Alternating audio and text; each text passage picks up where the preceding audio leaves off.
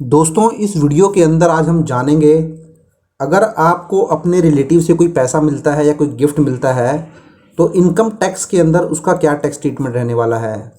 तो बहुत सारे लोगों का हमेशा एक कन्फ्यूज़न बना रहता है कि मुझे अपने भाई से इतना पैसा मेरे अकाउंट में मिला है या मुझे अपने फादर से इतना पैसा मिला है, तो क्या ये जो पैसा मुझे मिला है ये मेरी इनकम के अंदर काउंट हो जाएगा या मेरी इनकम ट्रीट कर ली जाएगी।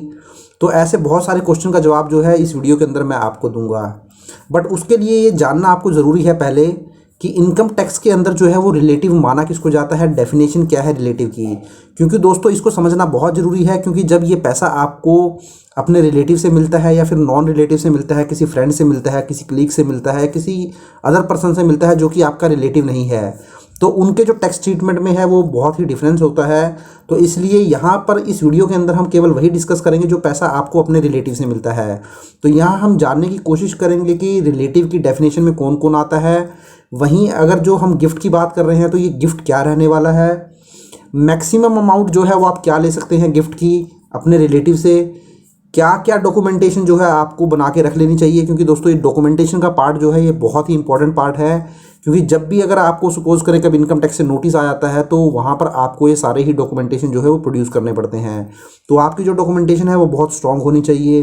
और फाइनली हम देखेंगे कि आईटीआर के अंदर जब आपको ये गिफ्ट मिलता है तो क्या इनकम टैक्स की रिटर्न के अंदर भी आपको ये कहीं दिखाना होता है, और इसका टैक्स ट्रीटमेंट क्या रहता है। क्या ये पूरा ही टैक्स फ्री रहता है या पूरे ही अमाउंट आपको एग्जम्प्ट हो जाती है, या कुछ अमाउंट के ऊपर आपको टैक्स लग जाता है, कुछ अमाउंट आपको एग्जम्प्ट हो जाता है। तो ये सारे ही टॉपिक्स को हम कवर करेंगे। तो दोस्तों वीडियो जो है वो इंटरेस्टिंग रहने वाला है, तो आप वीडियो के अंदर एंड तक बने रहें अगर आप चाहते हैं कि आपको भी ये कंसेप्ट क्लियर हो कि रिलेटिव से अगर कोई पैसा मिलता है तो वो टैक्स लगेगा या नहीं लगेगा। तो चलिए हम डिटेल में अपनी वीडियो की तरफ बढ़ते हैं।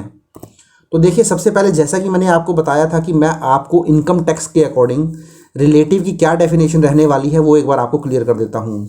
तो यहाँ मैंने एक इंडिविजुअल ले लिया दोस्तों, मैं सपोज करो ये इंडिविजुअल मैंने अपने आप को ही ले लिया है, मैं वेद हूँ तो मैंने ये मान लिया है। तो मेरे केस में आप देखिए क्या क्या रिलेटिव जो है इनकम टैक्स के अकॉर्डिंग रहने वाले हैं। मीन्स इन पर्सन से अगर आपको गिफ्ट मिलता है तो ये माना जाएगा कि आपको रिलेटिव से जो है वो गिफ्ट मिला है।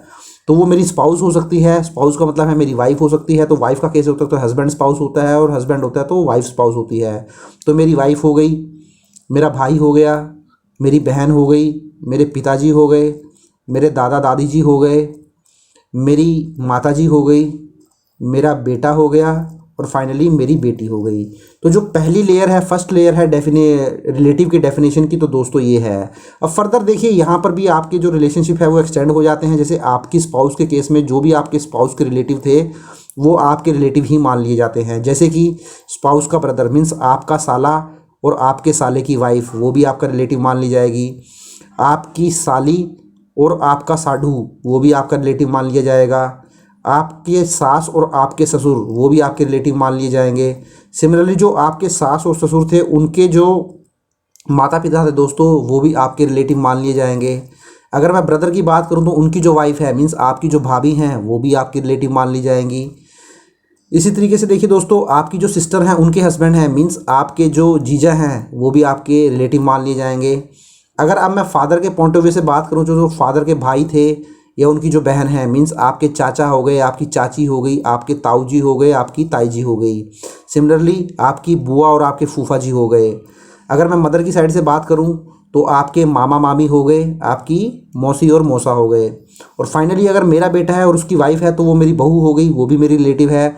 और फाइनली जो मेरी डॉटर है उनका जो हस्बैंड होगा वो भी मेरा रिलेटिव है। तो इनकम टैक्स के अंदर देखिए दोस्तों रिलेटिव की ये डेफिनेशन है।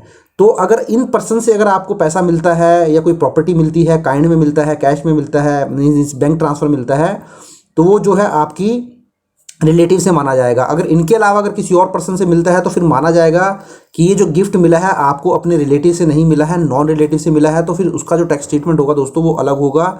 उसके ऊपर भी मैं सेपरेटली एक अलग से वीडियो जो है बनाऊंगा। अभी मैं आपको बता रहा हूँ कि रिलेटिव से मिले हुए गिफ्ट का क्या टैक्स ट्रीटमेंट आपको करना है। तो ये हमने रिलेटिव की डेफिनेशन देख ली। तो चलिए अब हम देख लेते हैं कि गिफ्ट की क्या डेफिनेशन रहने वाली है। तो देखिए दोस्तों, गिफ्ट का मतलब क्या होता है। अब आप एक सिंपल सी भाषा में इसको समझने की कोशिश कीजिए। अगर मैं किसी को कोई पैसा दे रहा हूँ और मैं बदले में उससे ये एक्सपेक्टेशन कर रहा हूँ कि वो बदले में मुझे कुछ दे, सपोज़ मैंने किसी को पैसा दिया और उससे सर्विसेज ले ली, या किसी को पैसा दे दिया उससे कुछ सामान खरीद लिया, तो वो गिफ्ट नहीं कहलाता है। गिफ्ट के अंदर क्या होता है, देखिए मैंने यहाँ पे आपको एक नोट दिया है गिफ्ट का मतलब सिंपल सा होता है, जो डोनर है, जो गिफ्ट देने वाला पर्सन है, वो अनकंडीशनल ही आपको पैसा दे देता है। उससे आपको, वो पर्सन आपसे किसी भी तरीके की एक्सपेक्टेशन नहीं रखता है कि रिटर्न में आप उसको कुछ देंगे। तो इसलिए ये जो गिफ्ट हो सकता है, यहाँ मैंने आपको बताया है, ये गिफ्ट कुछ भी हो सकता है। ये मनी हो सकता है, कोई मूवेबल प्रॉपर्टी हो सकती है, या कोई इमूवेबल प्रॉपर्टी भी हो सकती है। तो जो गिफ्ट देने वाला पर्सन है, जो डोनर है, आपको मनी दे सकता है, कोई मूवेबल प्रॉपर्टी दे सकता है, या फिर कोई इमूवेबल प्रॉपर्टी दे सकता है। तो आप बोल सकते हैं जो ये गिफ्ट होता है ये मनी में की फॉर्म में हो सकता है या काइंड भी हो सकता है। तो जैसा कि मैंने आपको बताया था कि एक डोनर जो होता है वो आपको अनकंडीशनल मनी दे देता है, तो इसलिए इसको बोला जाता है विदाउट एनी कंसिडरेशन। मीन्स आपको इसके लिए, वो जो डोनर आपको ये गिफ्ट दे रहा है, एक भी पैसा पे करने की ज़रूरत नहीं होती है। तो इसका बेस्ट एग्जांपल क्या हो सकता है दोस्तों?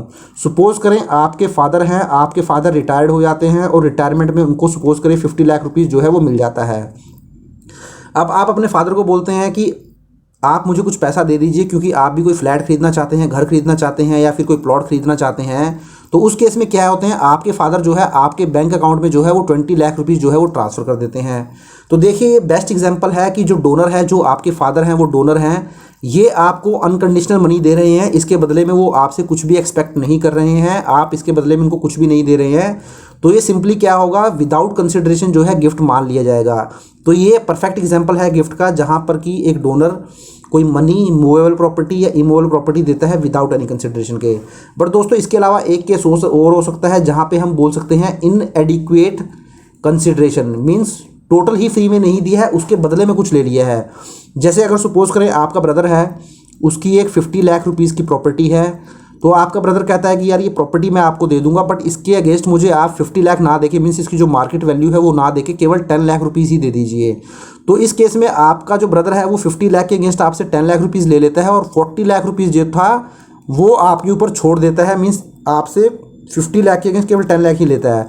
तो उस केस में जो ये मान लिया जाता है, ये इनएडिक्वेट कंसिडरेशन मान लिया जाता है। मीन्स जहाँ पर उस प्रॉपर्टी की वैल्यू 50 लाख थी, उसके बदले में 50 लाख की बजाय केवल आपसे 10 लाख लेके ही आपको प्रॉपर्टी आपके नाम करवा देता है। तो इस केस में जो ये 40 लाख रुपया मान लिया जाता है दोस्तों, ये 40 लाख रुपए जो है वो गिफ्ट मान लिया जाएगा।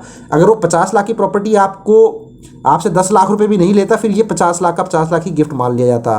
तो ये होती है डेफिनेशन दोस्तों गिफ्ट की, जहाँ पर आपको फ्री में कुछ मिल जाए, जिसके बदले में आप सामने वाले पर्सन को कुछ ना दें, तो वो गिफ्ट कहलाता है। तो अब थोड़ा सा डिटेल में हम देख लेते हैं ये मनी, मूवेबल और इमूवेबल प्रॉपर्टी को।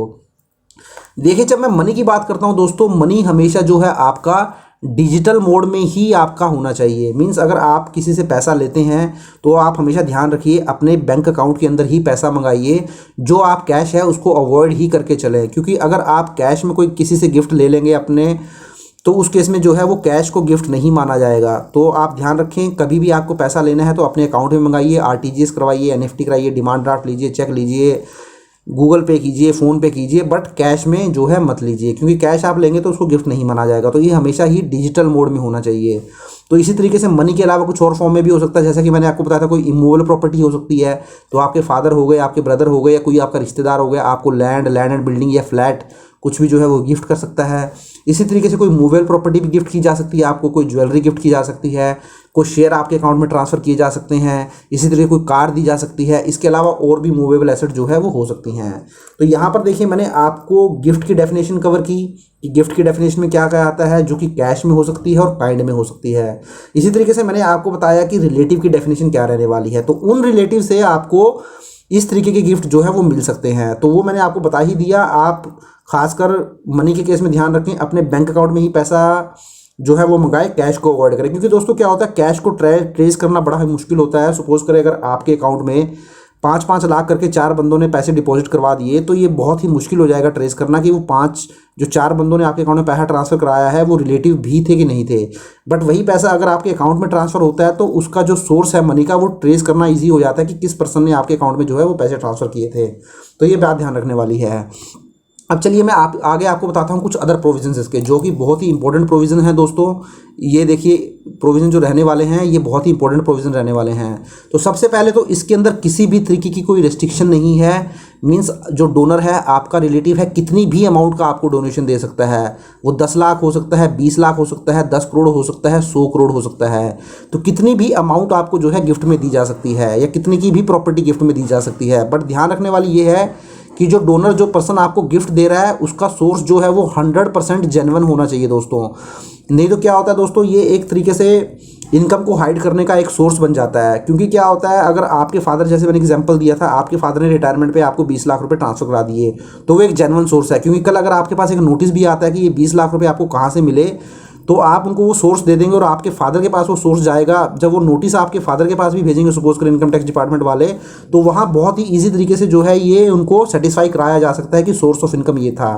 बट सपोज करें आपके ब्रदर ने आपको 20 लाख रुपए ट्रांसफ़र करा दिए और आपका जो ब्रदर है वो ITR फाइल करता ही नहीं है, तो उस केस में जब आपको ये 20 लाख रुपए मिलेगा और आपके पास नोटिस आएगा, तो आपसे तो पूछताछ होगी ही होगी, जो डोनर होता है उससे भी पूछताछ होती है। तो उस केस में जब वो डोनर के पास इनकम टैक्स नोटिस जाएगा, तो वहाँ डिपार्टमेंट सबसे पहले यही क्वेश्चन करेगा कि आप अपनी इनकम टैक्स की रिटर्न को फाइल करते नहीं हैं, तो आपकी सोर्स ऑफ इनकम क्या था कि आपने 20 लाख रुपए जो है अपने ब्रदर को ट्रांसफ़र कर दिए। तो अब जो डॉक्यूमेंटेशन की हम बात कर लेते हैं दोस्तों, तो डॉक्यूमेंटेशन आपका 100% फिट होना चाहिए। जब भी आप डोनेशन दें तो ध्यान रखें, एक जो भी आप गिफ्ट दें, तो आप एक गिफ्ट डीड जरूर बनवा लें, या प्रॉपर्टी के केस में जो विल है वो जरूर लिखवा लें। तो गिफ्ट डीड के ऊपर भी देखिए दोस्तों, गिफ्ट डीड कैसे फाइल की जाती है इसके ऊपर भी देखिए मैं एक डिटेल में वीडियो बनाने वाला हूँ, वो वीडियो भी मैं आपके साथ शेयर करूँगा। क्योंकि अब ये गिफ्ट डीड कैसे बनाई जाती है, क्या क्या इसके अंदर पॉइंट कवर किए जाते हैं, वो उस वीडियो के अंदर मैं कवर करूँगा। क्योंकि यहाँ अगर मैं कवर करूँगा तो वीडियो दोस्तों काफ़ी लंबा हो जाएगा।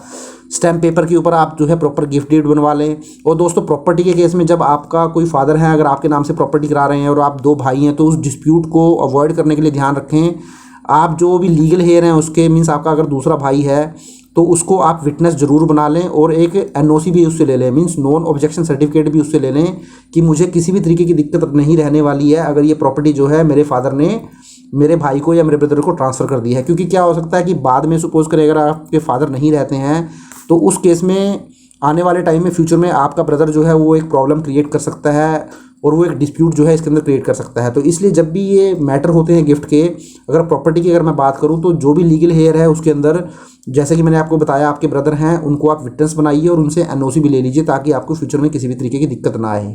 अब फाइनली देखिए दोस्तों, बहुत इंपॉर्टेंट पॉइंट, इनकम टैक्स की रिटर्न के अंदर आपको ये गिफ्ट कहीं भी दिखाने की ज़रूरत नहीं होता है, क्योंकि इस तरीके के गिफ्ट जो होते हैं वो टैक्स फ्री होते हैं, 100% एग्जम्प्ट होते हैं। तो आपको भी अगर आपको भी कोई पैसा मिलता है, कोई गिफ्ट मिलता है अपने रिलेटिव से, तो वो आपकी इनकम नहीं मानी जाती है, वो टोटली ही एग्जम्प्ट होता है, आपके हाथ में टैक्स फ्री होता है। तो ये जो कन्फ्यूज़न था लोगों का कि अगर मुझे कोई रिलेटिव से पैसा मिलेगा तो क्या वो मेरी इनकम मानी जाएगी, तो बिल्कुल भी इनकम नहीं मानी जाएगी दोस्तों।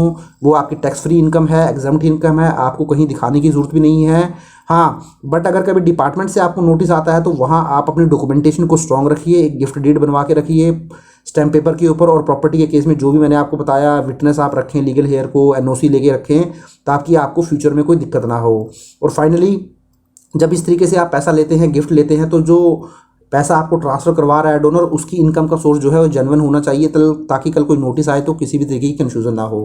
तो आशा करता हूँ दोस्तों वीडियो आपको अच्छा लगा होगा। अगर वीडियो अच्छा लगा है तो इसको लाइक और शेयर कर दीजिए, और चैनल को अभी तक सब्सक्राइब नहीं किया है तो चैनल को भी सब्सक्राइब कर लीजिए। Thank you very much, have a nice day, take care.